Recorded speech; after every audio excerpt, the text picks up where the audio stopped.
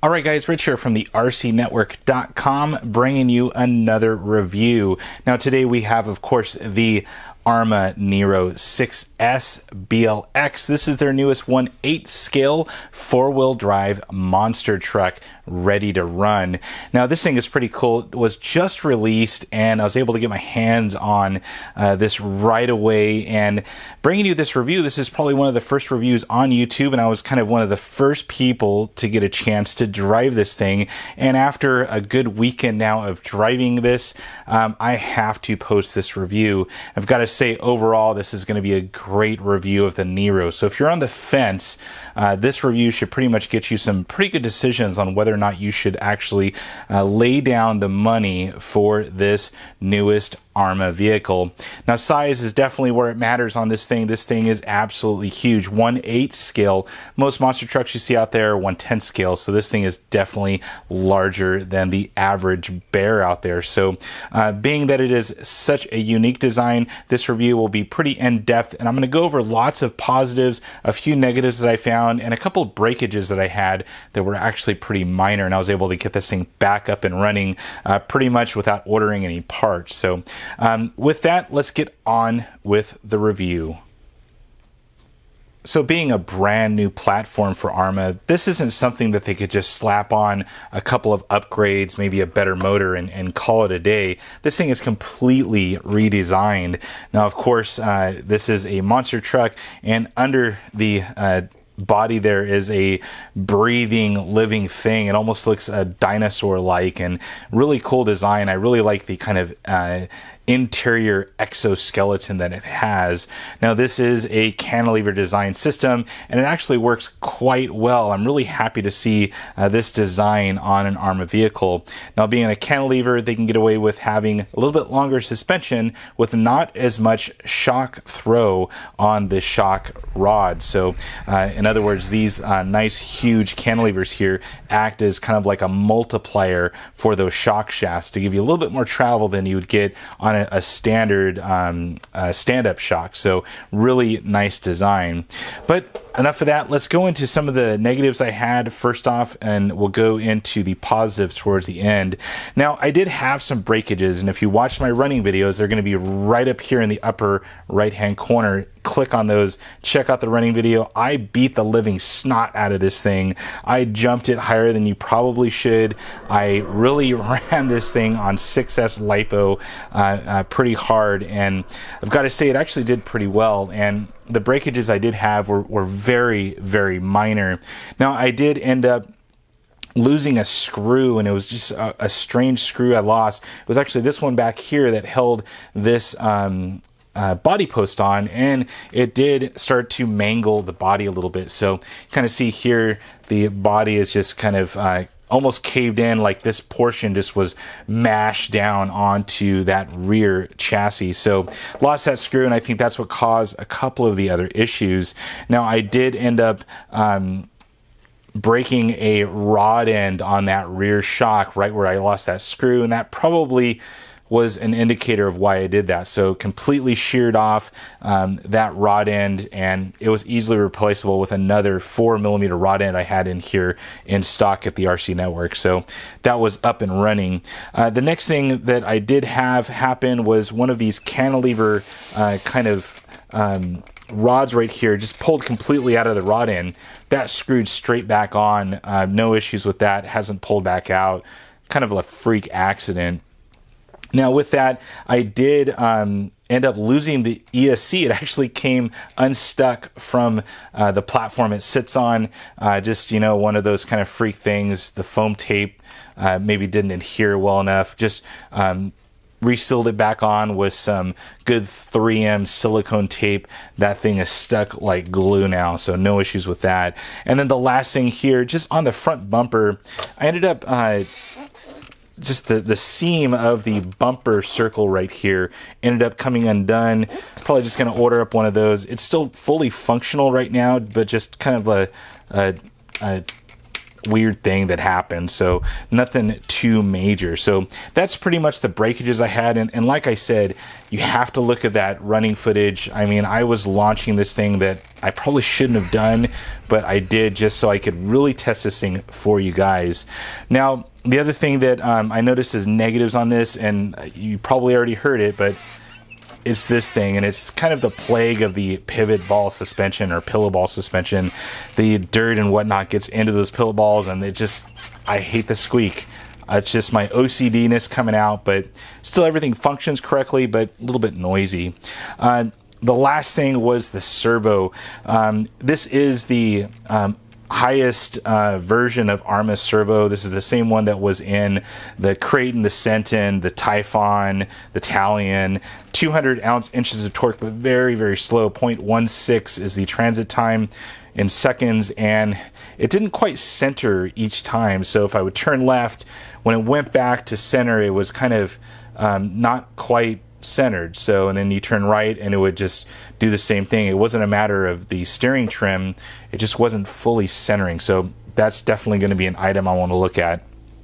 All right, that's all the negatives, and a lot of those things were really nitpicky, little small minor breakages, and like I said, check out that running footage. So on to the positives. The first thing is the sheer size of this thing. It is just absolutely massive. I mean, 1/8 scale, it runs on these huge 3.8-inch wheels. I mean, you gotta say this thing is just absolutely massive. Fun to drive. This thing is super powerful with that 2000 kV motor and this rebranded Hobby Wing ESC. Yes, I did find out that it was a rebrand. Maybe not a rebrand, it's just a Hobby Wing ESC, because I ended up replacing the foam tape on the bottom, and it clearly says Hobby Wing. So I think it's great that they are outsourcing some of that stuff, just like Apple. They're using Sony and Samsung and everyone else to outfit their phones. I think it's great that they're doing that with that ESC. Super powerful on 6S. I think that is the sweet spot for this vehicle. Don't bother with 4S. It'll definitely run on 4S, but it's definitely fun on 6S. It needs that huge amount of voltage.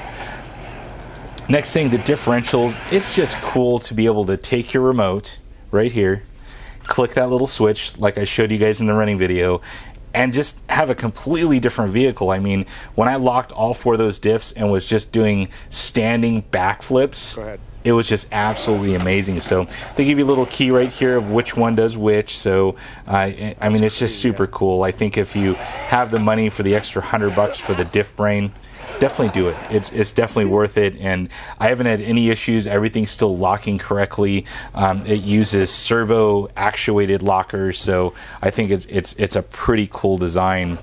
Now the next thing here are the cantilever suspension. I just love the fact that it has a different design, longer shocks or longer suspension throw on smaller shocks.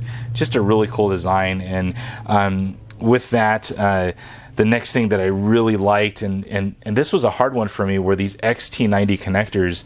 I dug them. I mean, I'm a Dean's fan. I use Dean's on every single one of my vehicles, but I'm really starting to like these things. They use larger connectors, so it's lower resistance in the end, and I mean, as long as these are easy to solder onto, I think I'm a fan. So I ended up using these Onyx 5400 milliamp 3S lipos. These are 50C constant.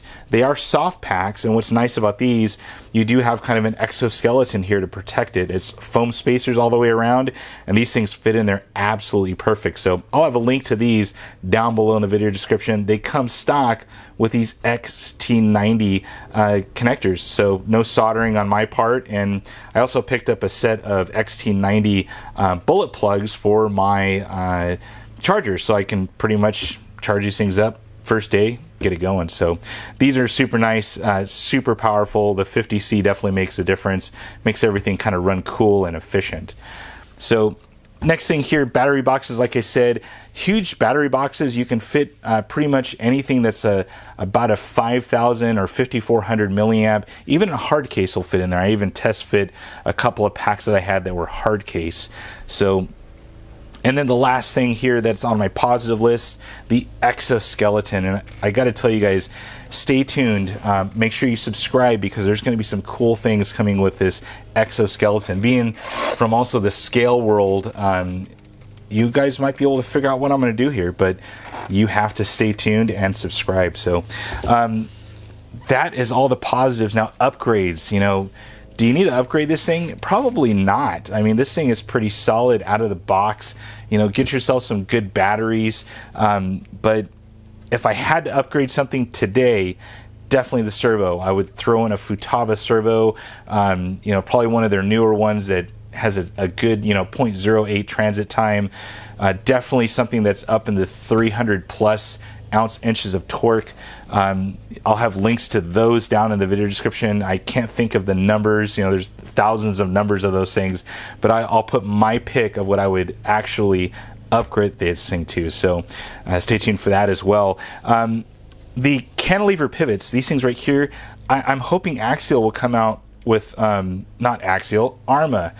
Arrma will come out with a aluminum pivot block right here. I think it definitely needs it, and I think it'll beef up that little section right there. I think this is going to get to a point where it might break down.